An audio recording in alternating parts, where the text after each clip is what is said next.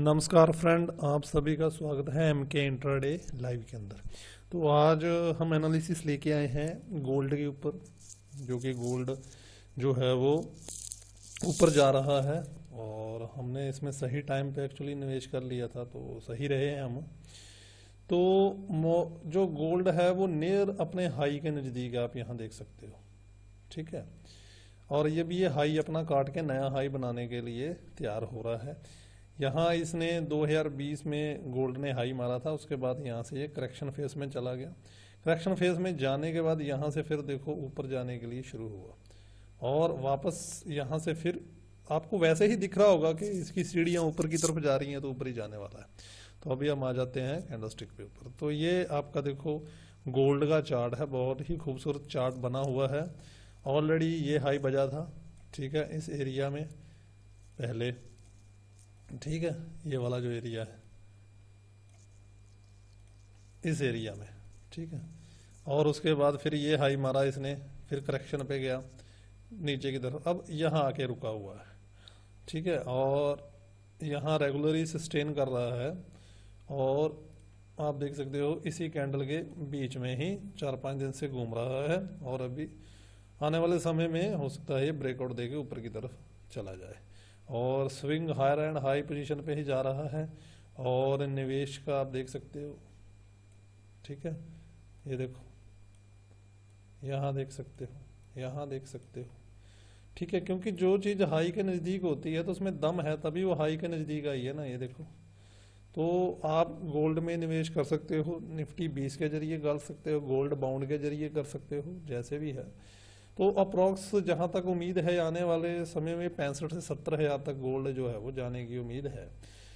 तो अगर आप इसका एक एनालिसिस देखेंगे तो आपको कई चीज़ें समझ में आ जाएंगी। तो गोल्ड ने, आप सभी को पता था कि यहाँ से एक चाल पकड़ी थी 3000 के करीब और सीधा यहाँ तक गया था। बट आपको हमेशा मैं चीज़ बताता रहता हूँ, कोई भी चीज सीधी नहीं जाती है। वो देखो यहाँ गया, फिर डिप मारा, फिर ऊपर गया, फिर डिप मारा, फिर ऊपर गया, डिप। वो डिप मार के ही जाएगी, सीढ़ी बना के ही जाएगी, सीधा ऊपर नहीं जाएगी। ये चीज तो आपको समझ में आती है कि नहीं आती है। अब यहाँ से जब इसने मारा तो आप देख सकते हो कि तकरीबन इसका जो हाई है 7 अगस्त 2020 को लगा था। तो अप्रॉक्स आप बोल सकते हो कि 21 और 22 2 साल का करेक्शन पीरियड में चला गया ये। और यहाँ से जब इसने अपनी चाल पकड़ी थी, ठीक है, तो अप्रॉक्स आप मान 1 साल इसने लगाया था ऊपर जाने में और 2 साल के करेक्शन पीरियड में ये चला गया। तो अब ये नया हाई मारने को गोल्ड तैयार है। निफ्टी 20 के जरिए आप निवेश कर सकते हैं, क्योंकि उसमें वो ट्रेडेड फंड है, ETF ले सकते हैं, ठीक है। तो आप अपने बच्चों के लिए निवेश कर सकते हैं, कोई दिक्कत नहीं है उसके अंदर, आप होल्ड करिए इसको, ठीक है। आप खुद देखो कि जब इसने यहाँ से गिरना शुरू किया था, मैं वेबिनार में वो चीज़ें बताता रहता हूँ, यहाँ से गिरना, फिर छोटा सा, फिर यहाँ, फिर देखो, फिर लोअर एंड लो फॉर्म में था ये। इस लेवल के ऊपर आके मैं हमेशा आप लोगों को बहुत सी चीज़ें समझाता हूँ, आप समझते बाद में हो, निवेश करने पहले भाग जाते हो। कि कभी भी कोई चीज़ ऊपर से जब नीचे गिरती हुई आती है, पहले वो रुकेगी फिर पलटेगी। यहाँ देखो इस एरिया में आके रुका, कितने दिन ट्रेड किया, फिर यहाँ से पलटना शुरू हुआ था वो, ठीक है। क्योंकि जब नीचे से ऊपर की तरफ जाना है तो आपको सपोर्ट बनानी पड़ेगी, तभी तो आप ऊपर जाओगे। ऊपर से गिरने के लिए सपोर्ट की थोड़ी जरूरत होती है, वहां से तो कोई धक्का भी मारेगा तो देखो टक टक टक करके गिर जाओगे आप लोग, ठीक है। पर नीचे से ऊपर को जाना है तो पहले सपोर्ट तो बनेगी। तो यहाँ उसने सपोर्ट बनाई, ठीक है, पिछले साल, और फिर यहाँ से धीरे धीरे वो ऊपर की तरफ चलना स्टार्ट हो गया, ठीक है, आप देख सकते हो। और फिर इस लेवल पे उसने एक हाई मारा, हाई मारने के बाद देखो फिर वो यहाँ से फिर करेक्शन फेज में चलना स्टार्ट हो गया। पैटर्न सेम ही होते हैं, पैटर्न में कोई भी दोहराई नहीं होती है कि हम बोलें कि पैटर्न सेम नहीं होते, पैटर्न दोहराई नहीं होती। यहाँ से जब उसने हाई मारा फिर वो क्या किया, करेक्शन फेज में गया। अब जब वो करेक्शन फेज में गया, गिरा, गिरने के बाद इस एरिया में देखो उसने फिर रेगुलर सपोर्ट बनाया। सपोर्ट बनाने के बाद देखो इसी एरिया में वॉल्यूम भी बढ़ा, देखो कितना बड़ा वॉल्यूम आया, आप देख सकते हो। देखो जब ये यहाँ से यहाँ पूरा गिरा था तो सबसे ज्यादा वॉल्यूम कहाँ था, यही तो था, ये वाला कैंडल। और अगर मैं इसको हटा दूं, ठीक है, तो आप खुद देखोगे कि ये जो कैंडल बजा था, इसके लो के नीचे एक दिन में सस्टेन नहीं कर पाया, इसको तोड़ के ऊपर गया, इसी के हाई को सपोर्ट बनाया उसने और ऊपर चलना स्टार्ट हो गया। अब ये सपोर्टें बड़े बन गई इसकी, देखो ठीक है। यहाँ अब हाई के नज़दीक खड़ा है तो थोड़ा सा देखो, यहाँ से फर्स्ट बार सेलिंग आई थी, ये जो एरिया है इसके लिए थोड़ा सा इसको परेशान कर रहा है और कुछ नहीं है।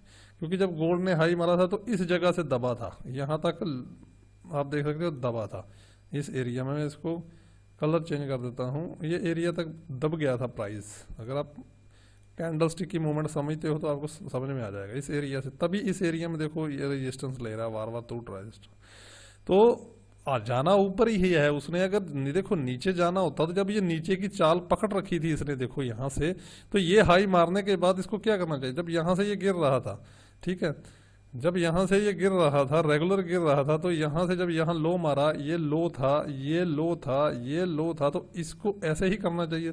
बट यहाँ से इसने चाल पलटी की और ऊपर की तरफ चलना स्टार्ट हो गया। तो आपको समझ में आना चाहिए कि अभी ये ऊपर जाने की साइड में है।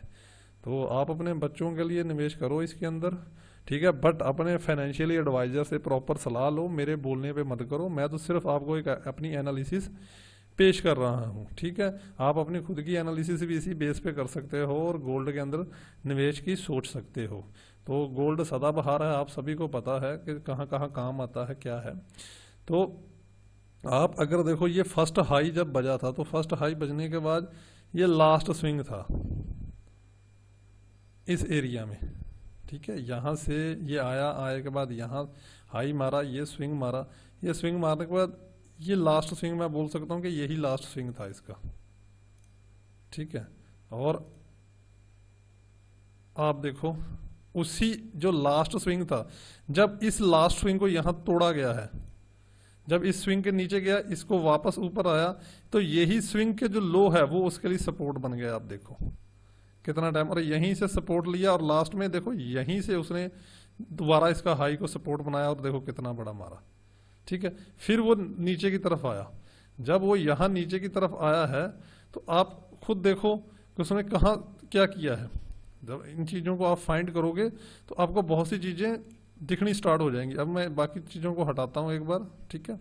अब देखो यहाँ से जब वो गिर रहा था तो आपको नहीं लगता है कि ये जो लास्ट लो तोड़ा था इसने इस एरिया में, देखो ये लास्ट लो तोड़ के इस एरिया में आया था, ठीक है, तो नया लो बनाया था। उसके बाद यहाँ से अप गया, क्या ये लास्ट लो से ही इसने रेजिस्टेंस नहीं लिया है क्या, सॉरी सपोर्ट, देखो लास्ट लो को, और ये लास्ट हाई था जब इसको तोड़ा था इसने, देखो, और इसको तोड़ के इसी एरिया से देखो ये बना के चला गया है, क्योंकि इस हाई से उसने सपोर्ट लेगा ना। फिर वो जब आपको चाल समझोगे, जब रेजिस्टेंस को तोड़ेगा, तोड़ के वापस किसको आएगा, पुरानी रेजिस्टेंस को सपोर्ट बनाएगा ना वो, देखो पुरानी रेजिस्टेंस को सपोर्ट बना के उसने तोड़ा है।